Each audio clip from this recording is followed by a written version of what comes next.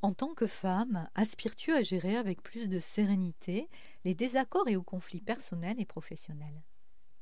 Est-ce que tu aimerais mieux comprendre ce qui fait que des fois tu arrives à le faire et d'autres fois c'est moins fluide? Est-ce que avoir des clés supplémentaires pour y arriver te soutiendrait? Autre petite question, est-ce que tu pratiques la communication directe dans tes relations personnelles et ou professionnelles? Pourquoi est-ce important de le faire? Alors si tu le désires, tu peux me répondre à ces petites questions, soit en commentaire ou m'envoyer un message privé sur Telegram, WhatsApp ou par mail, comme c'est le plus simple pour toi. Je t'y répondrai toujours avec plaisir. Oui, la communication directe et ses avantages est le thème de ce nouvel audio, partie 2 de l'épisode diffusé semaine dernière. Pour rappel, dans l'épisode précédent, nous avons introduit le podcast et le sujet, vu les chiffres parlants sur les bienfaits de la communication directe, cité des exemples de maladresse relationnelle pour bien cerner le sujet, décrypter les origines de la communication directe avant de nous diriger vers la conclusion de la partie 1. Dans ce 5e épisode, nous allons voir les bases pour la mettre en œuvre, d'autres avantages à sa mise en pratique, avant de glisser vers la conclusion, ou voir comment aller plus loin ensemble. Alors si toi aussi, tu es une femme qui a à cœur de tisser des relations bienveillantes et de développer tes aptitudes et conduites relationnelles, bienvenue dans ce nouvel épisode de Sérénité au féminin. Explorez, ressentez, rayonnez. Le podcast de Pascal Ségura qui accompagne les femmes, avec ou sans responsabilité éducative, à être sereines durablement avec leur vie émotionnelle et à épanouir leur conduite et aptitudes relationnelles, en osant être elles-mêmes davantage ancrées dans le présent. Si tu apprécies ce genre de partage, sache qu'il existe un espace cocon et participatif de coévolution.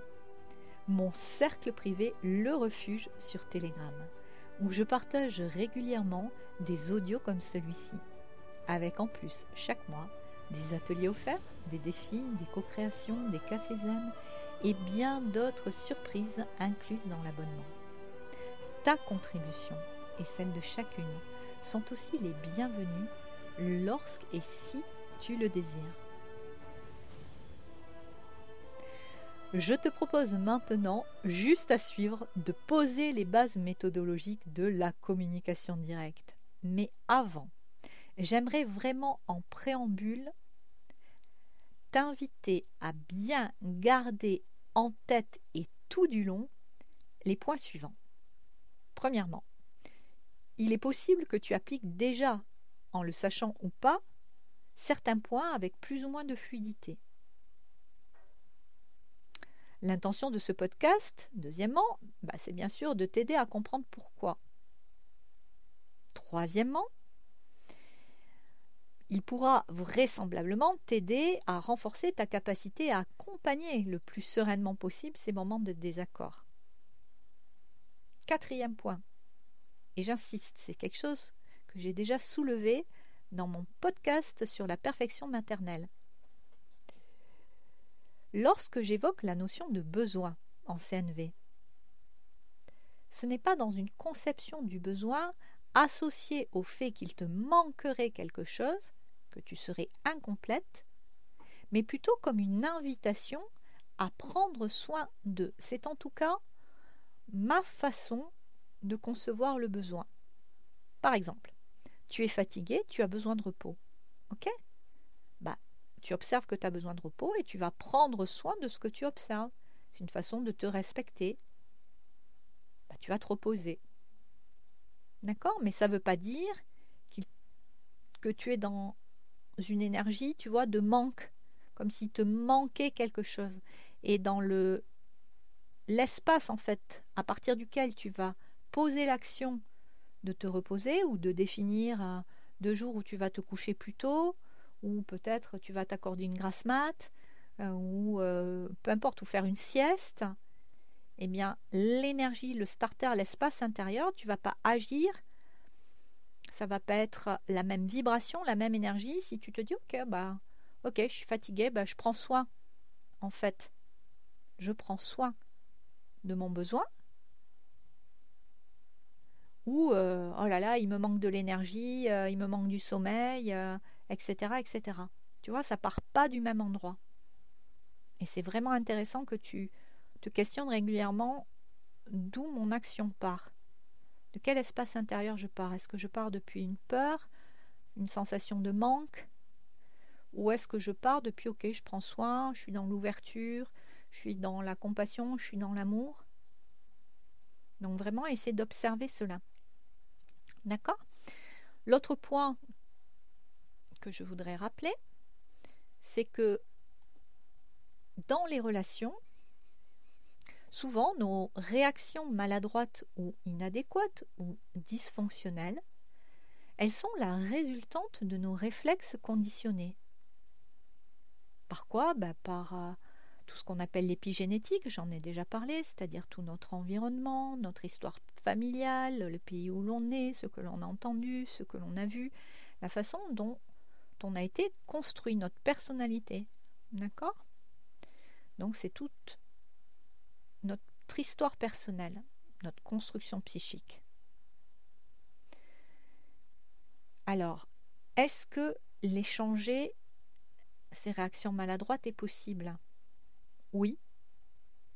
Je fais partie des personnes qui considèrent que quelque part, tout est possible. Pas toujours en un claquement des doigts, et je vous ai expliqué pourquoi à l'endroit du fonctionnement du cerveau. D'accord? Certains changements demandent du temps pour la mise en œuvre d'un nouveau chemin neuronal, mais oui, c'est possible. Et je vais rappeler ça encore, si c'est pas clair pour toi ou si tu m'as jamais entendu parler sur ce point, je vais en faire encore un nouveau rappel. Donc, changer un comportement, changer une habitude, changer un réflexe conditionné, le comprendre va amener des éléments, va commencer à faire bouger des lignes, mais ça ne va pas suffire à mettre en place une nouvelle habitude. Pourquoi? Parce qu'à chaque fois que tu vas être confronté à la situation, à la personne, ça va réactiver d'une façon consciente ou pas l'émotion, souvent désagréable si on parle de conflit, associé à cette situation. Et donc ça va venir enclencher, déclencher la réaction, c'est-à-dire le comportement, la façon de gérer, que tu as eu l'habitude d'avoir pendant des années. C'est-à-dire que le chemin neuronal, c'est comme une route, voilà, c'est le chemin neuronal que tu empruntes, et en boucle. Et du coup, on continue de répéter le même schéma, jusqu'à un moment donné, arrêter d'emprunter ce chemin neuronal, et décider de mettre en place un nouveau chemin neuronal. C'est-à-dire un nouveau comportement. Alors, ça n'a rien de mystérieux, hein, c'est le fonctionnement du cerveau. Ok, c'est important de savoir comment fonctionne ton cerveau. C'est utilisé en préparation mentale pour les sportifs, pour les préparer au mieux en fait aux résultats sportifs.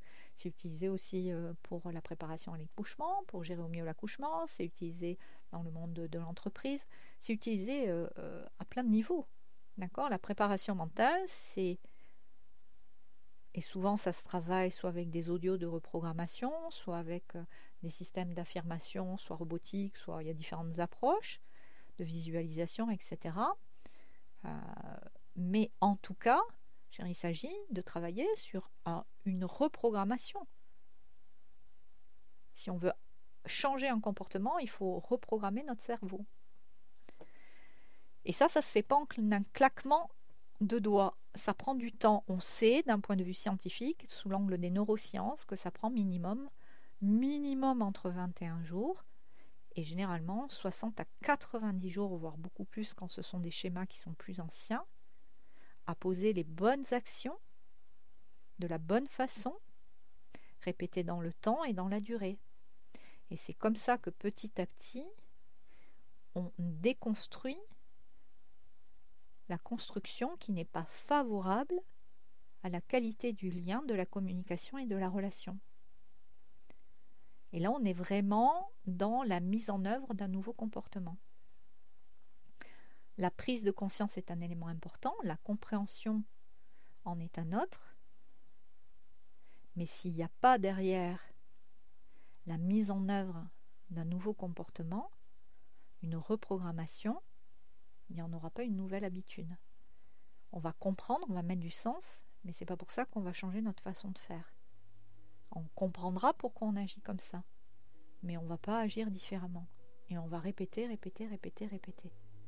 Donc la prise de conscience et la compréhension sont des éléments extrêmement importants, mais qui ne suffisent pas à la mise en œuvre d'un nouveau comportement. C'est important vraiment de travailler sur la reprogrammation. Et par rapport à cette reprogrammation, y compris bien sûr dans la gestion des conflits, il y a différentes façons d'arriver à cela. Il n'y a pas une seule voie, il y a des possibles. Alors on a parlé de la communication non violente déjà un petit peu, je vais y revenir, mais il y a aussi la communication directe, et c'est celle que l'on va aborder aujourd'hui. Il y a aussi des approches comme la manifestation, Ho'oponopono, etc., l'EFT. Il y a des tas d'outils en fait à disposition pour petit à petit faire switcher ces mémoires, ces comportements inadéquats et construire de nouveaux comportements.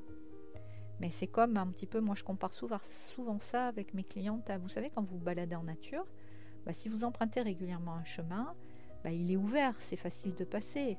Et si vous arrêtez d'emprunter un chemin, à un moment donné, il va se refermer par les ronces, par la végétation. Eh bien, les chemins neuronaux dans notre cerveau, c'est exactement le même principe. Dès lors que vous allez arrêter d'emprunter le chemin neuronal toxique, en quelque sorte, toxique à la qualité de la communication, à la qualité du lien, et que vous allez mettre en place un nouveau chemin, que vous allez commencer à emprunter de façon régulière, eh bien, l'ancien chemin va se refermer. Et puis l'autre, petit à petit, va devenir de plus en plus praticable, familier, et donc va devenir à son tour réflexe. C'est vraiment important que vous compreniez ça. C'est vraiment une clé importante de la mise en place d'une nouvelle habitude et d'un nouveau comportement. Donc, ces points étant rappelés, ce sont aussi des clés. Quelles sont les bases de la communication directe ? Vous êtes prête ? Tu es prête ? C'est parti. Alors, le premier pilier, je vais parler de l'écoute active. C'est quoi l'écoute active ? Est-ce que tu sais ce qu'est l'écoute active ? L'écoute active, c'est un concept en fait qui a été popularisé par Carl Rogers. Et c'est vraiment une méthode clé dans la communication directe. Alors, ça consiste à quoi ? En quoi l'écoute active ? Ça consiste à écouter attentivement ce que l'autre personne dit sans interrompre.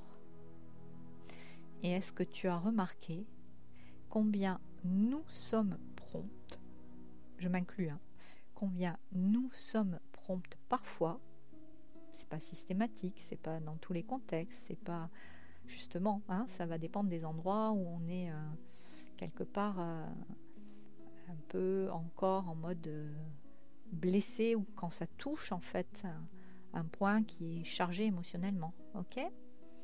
Donc il s'agit d'écouter l'autre sans l'interrompre, et je vais te redonner cette magnifique citation de Covey qui dit, Stephen Covey, qui est l'auteur des 7 habitudes des gens efficaces, qui dit « La plupart des gens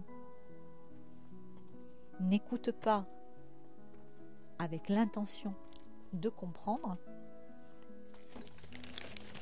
mais ils écoutent avec l'intention de répondre. » Alors, excuse-moi, si tu m'entends peut-être bouger en même temps, c'est du direct, je ne vais pas refaire, mais j'ai un énorme frelon qui est rentré dans la pièce.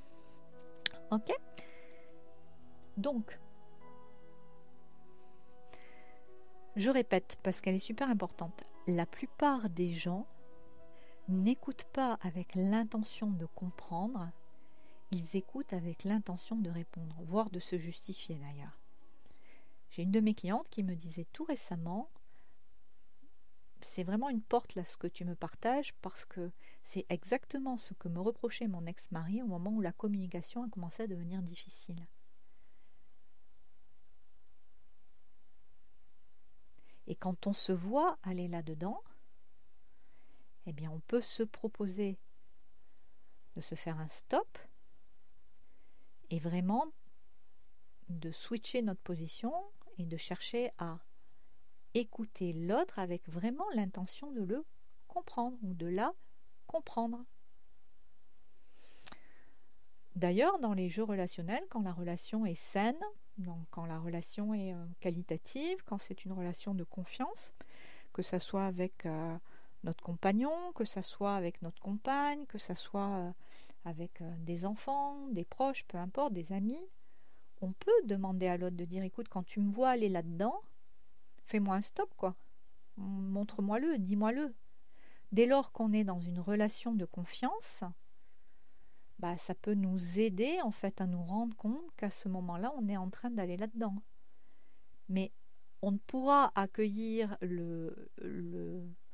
la remarque de l'autre qui va dire peut-être attends, là t'es en train de chercher à me répondre, mais cherche plutôt à me comprendre, que si on est tranquille, que si on est dans une relation de confiance déjà établie, que si on sent que quand l'autre exprime ça, lui-même il est dans cette ouverture relationnelle.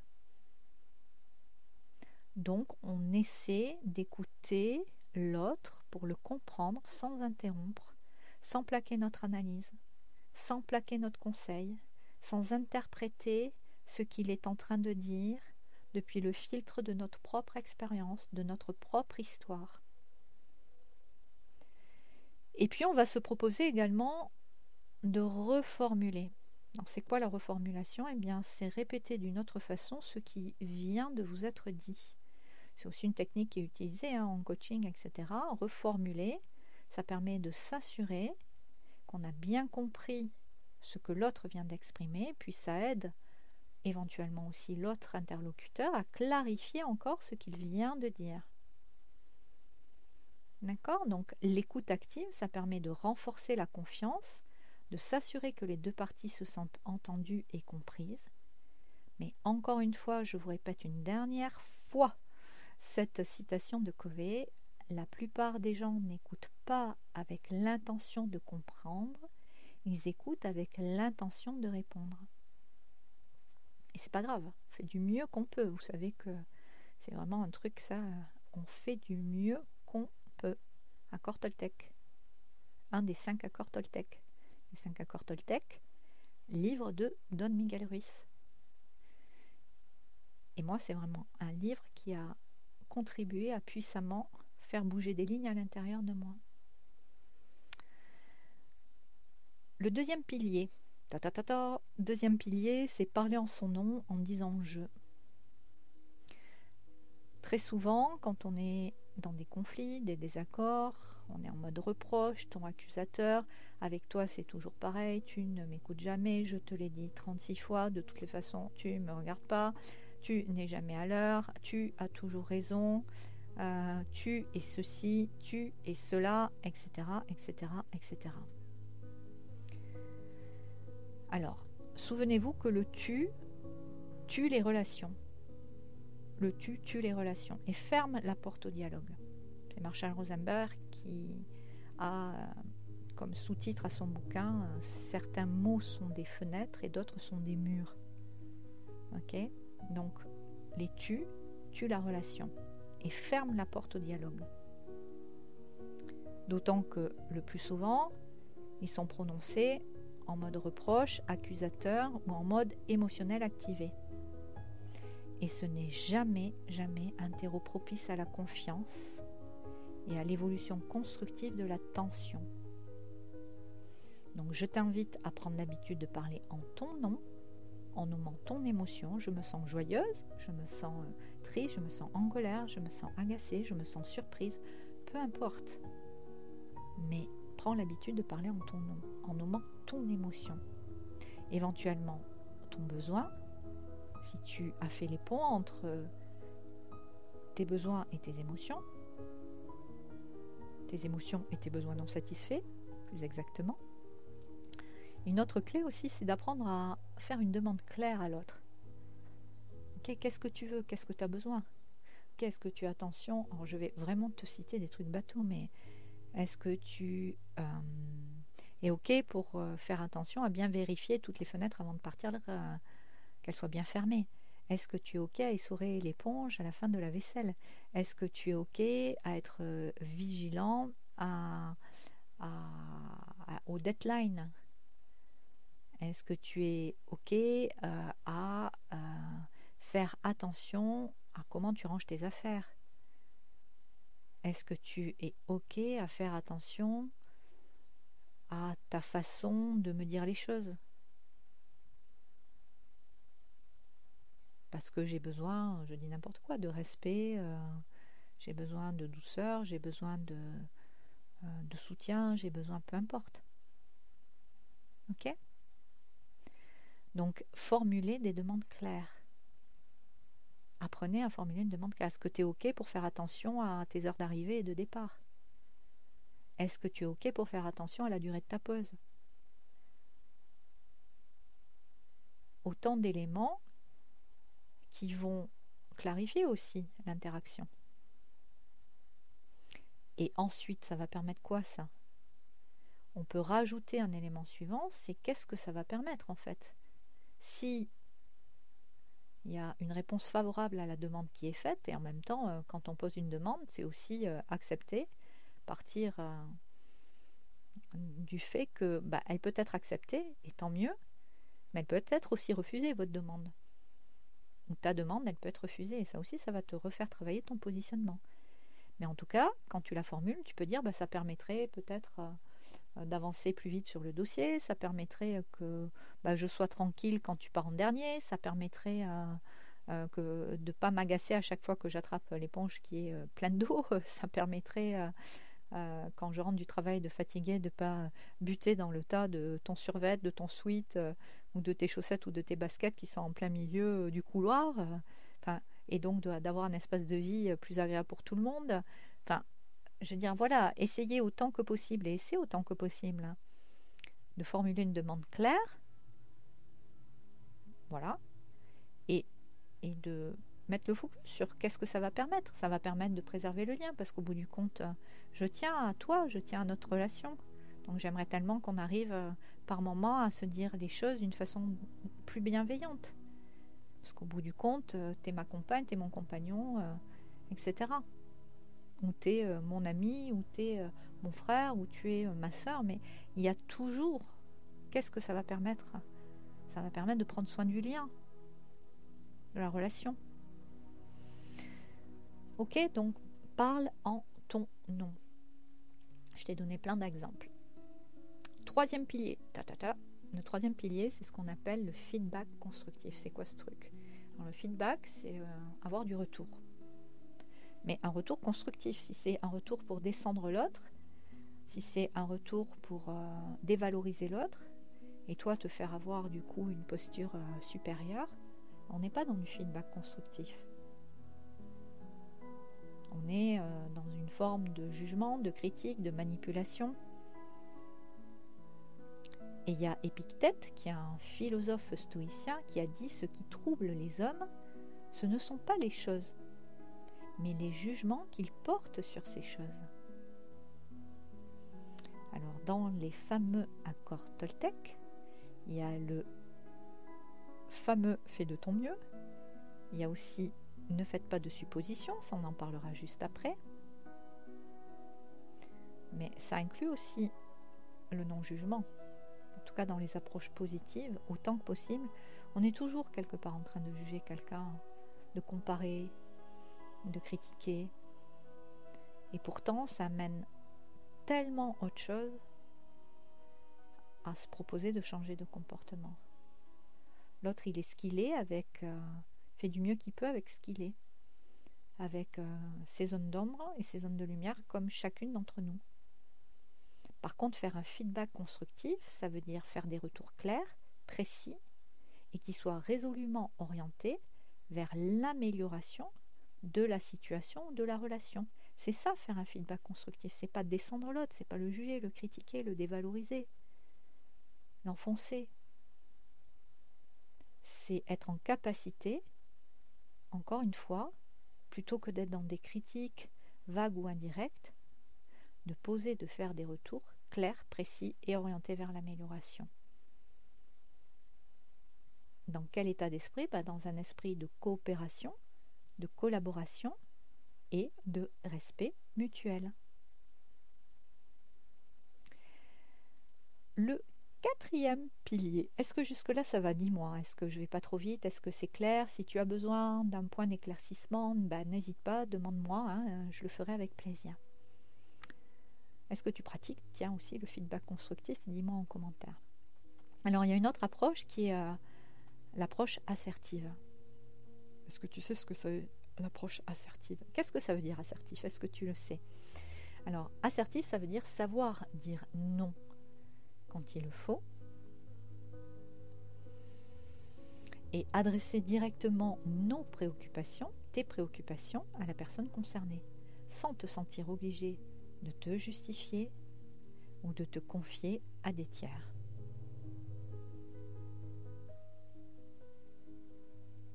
Je répète, l'approche assertive, qui est soutenue elle aussi par la psychologie humaniste, implique de s'affirmer de manière claire et respectueuse en exprimant ses besoins, ses émotions, ses demandes, sans agression. Et être assertif signifie savoir dire non quand il le faut et adresser directement ses préoccupations à la personne concernée sans se sentir obligé de justifier ou de confier à des tiers. La méthode DESC, j'aurai l'occasion d'y revenir, mais j'en ai déjà parlé dans une de mes vidéos sur ma chaîne YouTube, comme j'ai déjà parlé d'ailleurs du fameux « tu qui tue les relations ». Allez voir un petit peu si ça vous intéresse, vous allez retrouver aussi d'autres vidéos sur le sujet. Quel est le cinquième pilier? On est maintenant au cinquième. C'est le fameux « ne fais pas de suppositions ». Questionner plutôt que d'imaginer, supposer, extrapoler. Tout ce qui est de l'ordre de la projection, de la supposition, de l'imagination, eh bien, c'est à coup sûr un terrain miné. C'est toujours hasardeux et périlleux. D'extrapoler ce que vit l'autre, ses besoins ou autres, moi je suis toujours estomaquée, il n'y a pas d'autre mot, de voir des gens qui sont promptes à savoir d'une façon, souvent les trois quarts du temps, ils sont complètement à côté de la plaque. Quel est ton besoin? Et qui vont, des fois même publiquement, te parler de ton besoin, alors que même si on creuse un petit peu, est-ce qu'ils sont vraiment connectés au leur? Vous voyez, donc c'est toujours plus facile des fois de voir chez les autres ce qu'on n'arrive pas ou qu'on ne veut pas voir chez soi. Mais c'est fou, ça aussi, ces espèces de réflexes conditionnés, c'est comme les fameux « il faut que ». Non, il faut que, ça rajoute, ça aussi en communication non violente, Marshall Rosenberg, ça rajoute de la pression. Donc c'est important, ça me ferait plaisir, ça serait chouette, ça va permettre ça.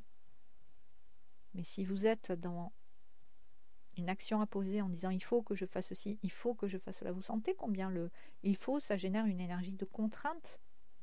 Non, c'est important pour moi, ça me ferait plaisir, ça va être chouette, ça va me permettre de rattacher au sens. Ça va alléger ça déjà un petit peu l'action à poser. Ok? Donc, plutôt que de partir dans des suppositions, eh bien, on peut mettre en œuvre des sésames, des questions sésames. La première question sésame que j'aime beaucoup, c'est le fameux « qu'est-ce qui se passe ?» Personnellement, et c'est aussi ce que je propose à mes clientes, mais quand je leur dis, quand vous observez une situation qui vous interpelle, un comportement, plutôt que d'aller de suite dans l'interprétation, d'aller plaquer votre connaissance, votre expérience à partir de votre filtre et de votre histoire personnelle, soyez dans le fameux « qu'est-ce qui se passe ?» qui permet, vous, de vous faire rester à votre place, à la bonne place, Et à l'autre, peut-être, de faire un arrêt sur image, de dire, ah là, mon comportement, effectivement, qu'est-ce que je suis en train de faire, qu'est-ce que je suis en train de dire, et de se dire lui aussi, qu'est-ce qui se passe. Je vous donne un exemple. Je me souviens d'une fois où j'accompagnais une équipe en crèche, et il y a un matin une maman qui est arrivée, et vraiment la porte a claqué à son arrivée, un peu comme si on enfonçait une porte, vous voyez, avec beaucoup de force, voire un geste très brusque. Et du coup, il y avait des filles de l'équipe qui avaient été surprises, et puis après papa Pantel au café, tout ça, ça disait, mais qu'est-ce qu'elle a, la maman de Jessica, ce matin, vous avez vu, elle était super énervée, elle est arrivée en claquant la porte, et patati et patata et patata. Et à un moment donné, le soir, le fait d'être allé vers la maman, et de lui dire, bah dis donc, ce matin, qu'est-ce qui s'est passé en fait, la porte s'est ouverte brusquement, ça c'est factuel. Et à ce moment-là, la fameuse maman de Jessica en question, elle nous a dit quoi? Elle nous a dit, ah bah oui, bah, ce matin, avec leur passerelle, parce qu'en fait, il y avait des travaux là où on était, donc il y avait une espèce de passerelle métallique, elle était avec la poussette, il avait plu, elle avait des chaussures un peu qui glissaient, donc elle l'a ripée, et elle s'est rattrapée à la poussette, et du coup, elle avait commencé à ouvrir la porte, et du coup, elle a enfoncé la porte, parce qu'elle a ripé en même temps, quoi. Et la réalité de son vécu à elle, c'est qu'à ce moment-là, elle a ripé sur la passerelle qui était humide avec ses semelles de chaussures et que du coup, poum, elle est rentrée vivement et elle a enfoncé la porte qui a claqué, etc. Mais elle n'était pas spécialement énervée. Ça, c'est notre interprétation. Donc vous voyez, le fait de demander qu'est-ce qui se passe, ça va permettre de se repositionner soit à la bonne place, d'éviter d'aller dans l'interprétation, soit de permettre à l'autre de réaliser qu'il est dans des propos, un comportement dissonant. Donc ça va aussi aider l'autre. La deuxième question, c'est est-ce que tu es OK pour faire attention à essorer l'éponge après la vaisselle? Est-ce que tu es OK à être attentif à la durée de tes pauses? Est-ce que tu es OK ou est-ce que vous êtes OK si c'est deux personnes c'est mieux une, hein. Est-ce que tu es OK à rincer ta tasse à café dans la salle de repos ou dans la salle de repas? Est-ce que tu es OK à penser à passer un coup d'éponge sur la table de repas collective? Est-ce que tu es OK pour ranger tes affaires? Est-ce que tu es OK pour faire attention à tes suppositions? Est-ce que tu es OK pour essayer de parler en ton nom? Avec toujours qu'est-ce que ça permettrait. Et c'est là où en fait on ouvre un espace à l'écoute, au dialogue empathique, un espace qui permet aussi d'évoquer le difficile du moment, et un espace qui ouvre aussi à une coopération mutuelle, à l'envie de coopérer. L'être humain fondamentalement, notamment les tout petits, avant qu'on soit formaté, conditionné, etc., il a naturellement une nature empathique. L'être humain a envie de contribuer, d'aider, ça fait partie de notre nature humaine, des belles vertus de notre nature humaine. Il y a des recherches qui ont été faites, des tests, où on voit des petits enfants comme ça, où tout d'un coup, pam, on fait tomber quelque chose, et le petit enfant, il va y aller pour aider, pour ramasser. Les enfants aident naturellement, avec plaisir. Donc, il y a au fond de nous quelque chose qui est bienveillant, qui est naturellement empathique, mais qui parfois peut être voilé, endormi, qui a été on va dire, détruit ou malmené, et qui fait qu'on a oublié ça ou qu'on a perdu ça. D'accord? Il y a eu du vécu, des histoires qui font que cette nature empathique bienveillante, elle est un peu passée à la trappe, mais ça ne veut pas dire qu'elle n'est plus là ou pas là, qu'on ne peut pas la retrouver. Ensuite, le 6e pilier. Vous y êtes toujours, vous me suivez? Est-ce que c'est clair? Dites-moi. Ça va? Vous êtes là toujours avec moi? Donc, le 6e pilier, c'est la recherche de solutions. Ok?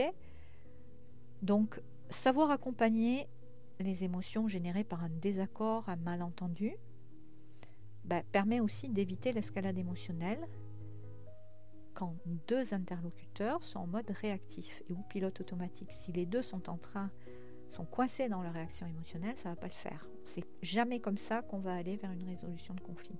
Ça veut dire qu'il y en a un des deux qui est en capacité de descendre de ses tours, donc qui sait plus vite réguler ses émotions, que ça soit peut-être en sortant de la pièce, en disant écoute là on arrête là, stop, on se reparlera dans de bonnes conditions, parce que là je vais dire des mots que je ne pense pas, donc c'est stop, et on sort de la pièce, notamment dans des situations de colère ou des choses comme ça, parce que la mise en mouvement physique va favoriser aussi la mise en mouvement de la situation. Donc sortez de la pièce, allez vous aérer, allez vous faire une tisane, un thé, quittez l'espace. Et ça va aider, favoriser cette prise de recul nécessaire à apaiser la situation. Donc là, on vient de voir 6 piliers. Est-ce que je les répète? Le premier pilier, c'était quoi? L'écoute active. Le deuxième pilier, le feedback constructif. Le troisième pilier, le tu, parler en son nom. Le quatrième pilier, tu te souviens? C'est quoi le quatrième pilier? Le quatrième pilier, c'est l'approche assertive. Le cinquième pilier, c'est le fameux ne faites pas de suppositions. Le sixième pilier, c'est la recherche de solutions. Alors, bien sûr, il y a ce fameux accord Toltec qui est faisons du mieux que nous pouvons, et on fait du mieux que l'on peut. Mais j'aurais envie de savoir, toi là qui m'écoutes, est-ce que cela t'intéresse de connaître d'autres approches pour apaiser les conflits ou améliorer les relations, qui ne soient pas directement issues de la communication directe? Alors, si ça t'intéresse, dis-le moi en commentaire ou en message privé. Ça sera vraiment, je vais aborder ça sous des angles très différents. Donc, si on va vers une forme de synthèse de cette méthodologie, tu auras compris quels sont les piliers. Tu auras vu que bien que cela semble simple en apparence, la communication directe, elle demande quand même d'être mise en pratique régulièrement pour devenir un art de la relation. Tu auras vu également les écueils, ce qui est à éviter. Et il y a Carl Rogers qui insistait sur l'importance de la congruence. Alors c'est quoi la congruence? C'est être en alignement avec ses pensées, ses émotions et ses actions, comme base pour des relations saines et transparentes. Quant à Marshall Rosenberg, et tous les deux ce sont vraiment les deux pionniers, lui, il promeut une expression honnête de nos besoins, sans jugement ni agressivité, de nos besoins et de nos émotions. Donc, la communication directe, elle repose sur ces principes fondamentaux d'authenticité, de respect mutuel, de clarté, de confiance, pour une résolution efficace des problèmes, avec un dialogue ouvert, honnête et direct avec les personnes concernées. Alors maintenant, dis-moi, si on devait résumer tous les avantages de la communication directe, que ce soit dans le cadre privé ou professionnel, si on fait un check, si on vraiment, on fait une synthèse, est-ce que tu saurais retrouver quels sont ces nombreux avantages? Alors, petit A, qu'est-ce qu'on a vu ensemble? Un gain de clarté et de compréhension. Alors, comme le disait Gandhi, les relations humaines sont construites sur la vérité. Nous avons tous une vérité différente. Et très souvent, nous nous accrochons à nos vérités plutôt que d'essayer à un moment donné de comprendre, toujours pareil, la vérité de l'autre. En communication non violente, on parle d'aller sur la colline de l'autre. Et j'ai toujours cette image, moi je me souviens en formation, en CNV, on avait cette image, il y avait le dessin d'un fermier avec ses pommiers sur une pente de la montagne, de l'autre côté un autre fermier qui était sur une autre colline, sur une autre pente avec une autre exposition et son verger de pommiers aussi. Et puis il commence à se crépusculer en disant mais c'est bientôt le temps de la récolte, chez moi les pommes sont mûres, et l'autre lui dit non, moi je suis pas prêt pour engager la récolte, chez moi les pommes sont pas mûres, et oui et non, mais chez moi c'est mûr, chez moi c'est pas mûr, chez moi c'est mûr, chez moi c'est pas mûr. Jusqu'à ce qu'à un moment donné, un arrête, décide d'aller voir quelle est la réalité de l'autre avec une intention sincère, Et en se déplaçant, il se rend compte effectivement que chez son voisin fermier, parce qu'il y a une exposition différente, un terrain différent, etc., les pommes, effectivement, ne sont pas mûres. Et quand l'autre fermier fait le chemin inverse, il va se rendre compte que là, les pommes sont mûres chez son collègue. Donc, le fait, à un moment donné, d'accepter, d'aller voir, en fait, quelle est la vérité de l'autre, d'être à me dire, ok, mais l'autre, à ce moment-là, qu'est-ce qu'il vit, quoi? Eh bien, ça va permettre, là aussi, de favoriser la clarté, la compréhension, la confiance, et donc de poser là les fondations pour des relations solides et saines. Alors, ce qu'on a vu aussi comme avantage, c'est que ça réduit les tensions et ça évite l'escalade émotionnelle. Donc, je ne vais pas reprendre tout ce que j'ai déjà dit, je vais essayer plutôt de le compléter. Mais ce qui est clair, c'est que quand on n'est pas dans ces dynamiques-là, on crée un climat de méfiance plutôt que de confiance, on crée un climat de rumeur, on crée un climat qui accentue le conflit. Et c'est d'ailleurs Franklin Roosevelt, l'ancien président des États-Unis, qui disait « La seule chose que nous devons craindre est la peur elle-même. » La seule chose que nous devons craindre est la peur elle-même. Qu'est-ce que tu en penses de cette citation? Comment ça résonne? Et moi, tu sais qu'à l'endroit de la peur, alors bien sûr, il y a un temps pour tout, hein, il y a des moments où on est prêt, des moments où on n'en est pas prêt. D'accord? Et c'est ok, chacun fait du mieux qu'il peut sur son chemin. Mais en tout cas, il y a une chouette question à se poser à un moment donné, quand on a pris conscience que dans telle situation de conflit, il y avait derrière une peur, c'est de se dire, ok, de quoi me protège ma peur? Vous savez, c'est une question, moi, que je pose beaucoup en accompagnement, en coaching. Ok, de quoi te protège ta peur? Et quand on réalise que la peur nous protège peut-être de ressentir à nouveau des émotions désagréables, parce que on a associé à cette personne, à ce cadre-là, à cette situation, tout un tas d'émotions négatives. Vous savez que j'ai horreur du mot négatif, mais en tout cas d'émotions inconfortables, d'émotions désagréables, parfois accumulées depuis des lustres, des années, et c'est là où déconstruire va prendre possiblement du temps. On peut aussi considérer que ça puisse se faire vite, hein, ça dépend ce qu'on croit. Donc on peut considérer aussi que ça va se faire vite et efficacement. Mais ce qui est clair, c'est que quand des schémas sont installés depuis très très longtemps, ça va vraiment demander d'y aller et de faire un switch réel de croyance, quoi. De dire, ok, maintenant, ça c'est bon, quoi. Ça maintenant, je switch, quoi. Je change ma croyance. Et je m'engage à fond, à 110%, à changer ma croyance. C'est un engagement. Il faut en avoir envie, l'élan. Parce que si on n'a pas l'élan ou l'envie au départ, on ne changera jamais rien. Et on va maintenir notre système de croyance. Donc, moi, c'est quelque chose dans des conflits familiaux, etc., où on y va à notre rythme, quoi. Il y a un temps pour tout, quoi, parce qu'il faut déjà peut-être digérer les émotions inconfortables. Il faut conscientiser qu'on est dans ce mécanisme-là et se sentir prêt à dire ok, maintenant, ok, j'ai compris, j'ai conscientisé, mais maintenant, à un moment donné, la seule façon de changer, c'est de passer à l'action, quoi. C'est d'y aller. Alors, d'y aller à son rythme, d'y aller progressivement, mais de passer à l'action. C'est-à-dire de casser ce schéma, quoi.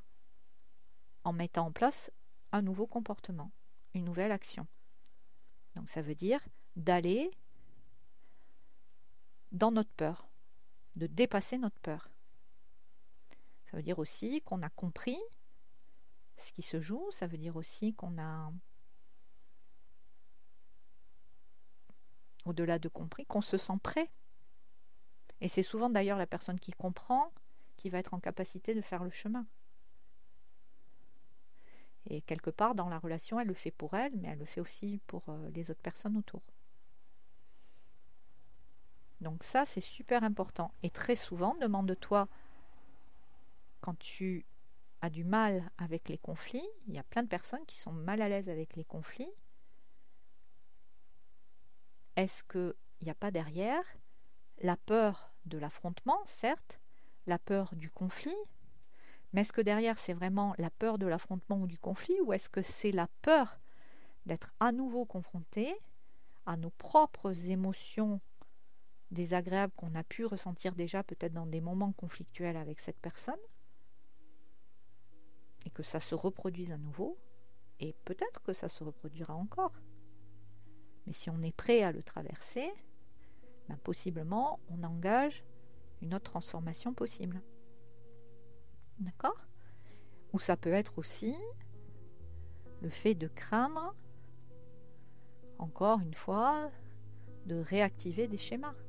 Et pourtant, il n'y a qu'en allant dans la peur qu'on peut induire un nouveau comportement et un nouveau changement.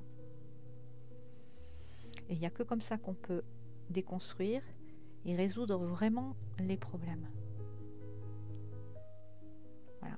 Donc à un moment donné, c'est de quoi me protège ma peur ? Ok, ma peur, elle me protège de ressentir à nouveau des émotions désagréables ou d'être confronté à une situation qui n'est pas confortable. Est-ce que je me fais confiance dans ma capacité à aller dans cette situation ? Est-ce que je me sens prête ? Est-ce que je me sens capable ? Est-ce que c'est le moment ?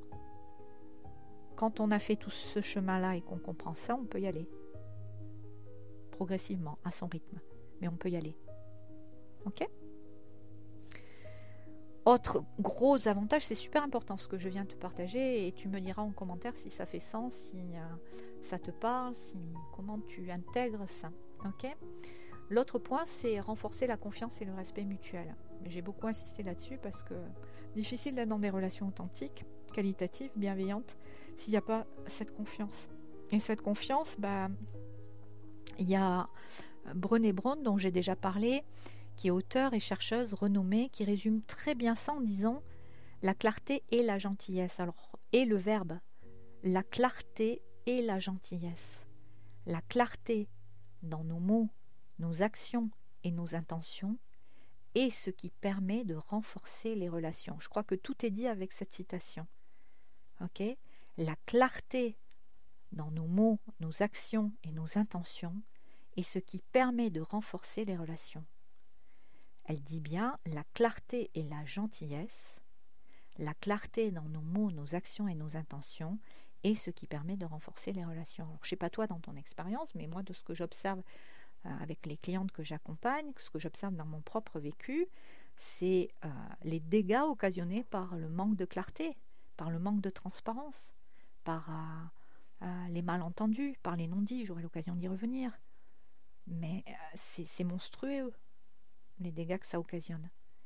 Donc autant que possible, c'est important que tu t'engages à comprendre que la clarté, je le répète encore une fois, et la gentillesse, que la clarté dans nos mots, nos actions et nos intentions est ce qui permet de renforcer les relations.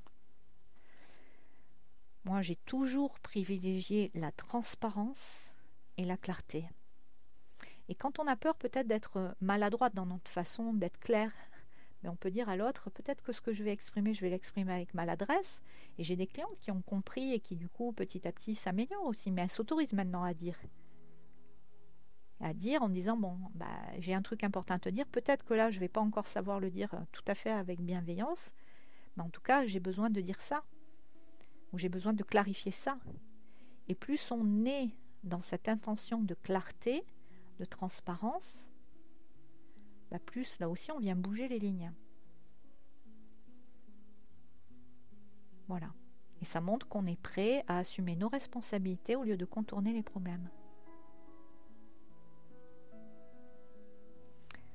Enfin, le dernier gros avantage, en tout cas pour aujourd'hui, est-ce que tu es toujours là avec moi ? Comment ça résonne ? Comment ça fait sens ? Dis-moi, parce que ça m'intéresse de savoir dans ton expérience si ce que je te partage, ces citations, ça trouve jeu de résonance. Alors, encore une fois, je sais parce que vous me l'avez dit certaines, c'est quand même des choses qui sont assez privées, assez intimes. Et donc, c'est pas toujours facile d'exprimer ça publiquement, mais en même temps, il n'y a pas de souci avec ça, quoi. Ok ? On peut toutes s'enrichir de nos expériences, de nos aspirations, de notre vulnérabilité, comme de nos forces, comme de nos potentiels. D'accord? Donc n'hésitez pas à partager aussi. Vous avez toutes des parcours extrêmement riches, des expériences plurielles et ça active les jeux de résonance. Vous savez que j'aime beaucoup les jeux de résonance. Ok? Donc le dernier gros avantage, c'est qu'on en a parlé aussi pas mal dans l'épisode, dans la partie 1. Ça encourage un environnement de travail ou de vue qui est plus sain et productif. Ça engage les salariés, ça renforce la productivité. Souvenez-vous que ça coûte 359 milliards de dollars aux entreprises américaines en termes de perte de productivité, l'absence d'une communication qualitative au sein des organisations. C'est un chiffre de fou quand même, souvenez-vous de ça. Ok ? Et souvenez-vous aussi du fameux 34 fois plus efficace. La communication directe est 30 fois plus efficace que la communication par mail. C'est quand même des chiffres forts, ça. Ok ?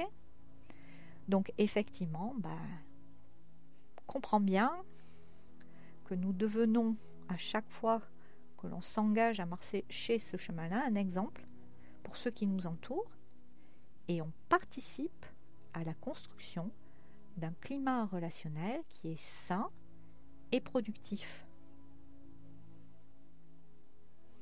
Alors, comment ça résonne tout ça? Est-ce que tu te retrouves? Est-ce que ça fait sens? Est-ce que ça t'aide? N'hésite pas à me dire en commentaire ou de la façon de ton choix. En tout cas, je pense que tu auras compris que vraiment la communication directe a de nombreux avantages, qu'elle va vraiment nous permettre de gagner en efficacité, de gagner en clarté, d'éviter l'escalade émotionnelle, de renforcer la confiance, de créer un environnement plus respectueux, harmonieux et productif. Donc voilà, à travers ce podcast, je voulais t'inviter vraiment à chaque fois que tu es confronté à une situation délicate, relationnelle, de privilégier en fait ce dialogue direct et sincère. Toujours, n'oublie pas, dans un temps et un espace appropriés. Alors généralement, c'est vrai qu'on cherche toutes à améliorer nos relations, qu'elles soient personnelles ou professionnelles. C'est parfois challengeant, ça peut demander de l'engagement, de la détermination, mais je fais partie des gens qui considèrent que beaucoup de choses sont possibles, pour pas dire tout est possible, mais que beaucoup de choses sont possibles. Petit à petit, pas à pas, etc. Mais réellement, d'un point de vue plus quantique, etc., je veux dire, tout est possible. Donc voilà, si on a vraiment l'élan de faire bouger les lignes, c'est possible de les faire bouger, step by step. Alors ça ne veut pas dire, encore une fois, que ça bouge en claquant des doigts. Des fois, ça peut bouger en très peu de temps. Il y a des switches qui peuvent se faire très vite. Et d'autres fois, ça va demander plus de temps. Et c'est OK aussi. Donc ça demande de l'engagement sur la durée. Mais en tout cas, qu'est-ce que je peux nous souhaiter à toutes? Eh bien, c'est de continuer à faire du mieux que nous pouvons pour incarner et vivre au quotidien ces relations apaisées. C'est clair. Voilà, donc en écoutant activement, en évitant d'impliquer des tiers inutilement, non seulement on contribue à résoudre les conflits, mais aussi on contribue à construire des relations beaucoup plus saines, plus heureuses et plus durables. Qu'est-ce que tu penses de tout ça? Comment ça résonne? Comment ça fait sens? En tout cas, sache que j'espère sincèrement que cette deuxième partie t'aura plu, intéressé, inspiré, aidé, et qu'elle te permettra de faire un pas de plus vers des relations et une communication bienveillante. Si tu as aimé cet épisode, cette conférence, parce que là je suis sur des formats longs, ok? Donc des fois je vais sur des formats 15 minutes, 20 minutes, 30 minutes, et puis des fois je me lâche et je vais sur des formats plus longs. Donc là, on est sur quelque chose qui est beaucoup plus complet, type masterclass, etc. Donc ce sont aussi des partages où je donne beaucoup encore d'informations, de clés, où j'invite vraiment à la réflexion. D'accord? Donc si tu as aimé ce partage, n'hésite pas à le liker, à le partager, à le commenter. Tu connais peut-être le fonctionnement des algorithmes sur YouTube, et que c'est tes petits commentaires, tes pouces, etc. qui aident à rendre ce podcast plus visible, aussi bien pour les autres femmes à qui il pourrait être utile, et puis moi ça soutient aussi mon travail et ça m'encourage à continuer à vous faire ces partages que je fais vraiment bénévolement et à titre complètement gracieux aussi pour vous donner des billes en fait, et donner des billes à tout le monde. Et puis bon, je t'en ai déjà parlé, si tu as envie d'en savoir un petit peu plus sur le refuge, pour rejoindre aussi une communauté de femmes qui ont les mêmes aspirations que toi, eh bien, tu as un lien dans la description qui t'en dira plus. Et enfin, je veux dire, si vraiment tu as envie d'aller plus loin dans ton engagement à développer en fait ces relations bienveillantes, tu as aussi dans la description un lien pour réserver un temps d'échange avec moi qui est offert, voilà, et qui va te permettre de clarifier ce à quoi tu aspires en matière de communication relationnelle, que ce soit dans ton couple, avec tes enfants et ou tes collègues, tes proches. C'est un premier échange qui t'engage vraiment à rien d'autre que de gagner en clarté, à avoir du feedback et des premières clés d'évolution.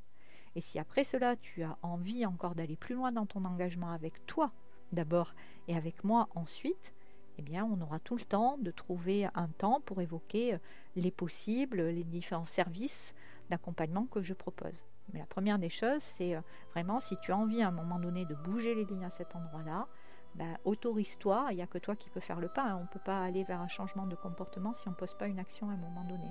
Donc réserve-toi un créneau selon ton agenda et tes disponibilités, et c'est avec plaisir que je t'offrirai ce temps d'échange pour aller clarifier un petit peu et déjà avoir des clés de compréhension et d'évolution. Voilà, donc c'est à toi de saisir la perche. En attendant, sois fier de qui tu es toujours, fais de ton mieux et aime-toi vraiment. À bientôt pour le prochain épisode.